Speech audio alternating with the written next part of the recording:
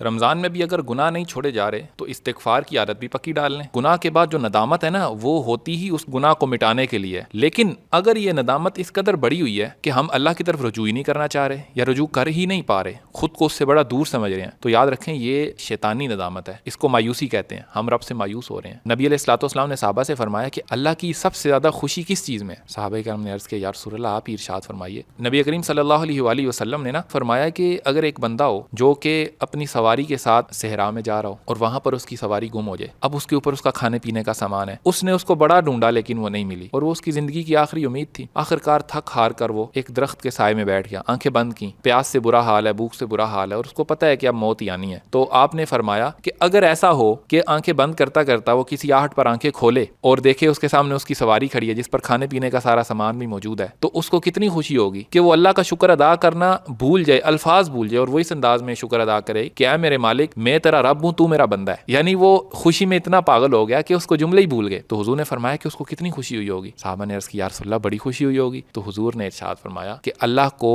اپنے بندے کی توبہ سے اس سے بھی بڑھ کر خوشی ہوتی ہے. اگر گناہوں کی عادت لگی ہے, رمضان میں بھی نہیں چھوٹ پا رہی, تو کوئی مسئلہ نہیں ہے, اللہ سے استغفار کرنا شروع کریں. استغفر اللہ العظیم هو التواب الرحیم, تاکہ اللہ تعالیٰ آپ کے دل کے جو تاریخ خانے ان میں روشنی پیدا فرما دے.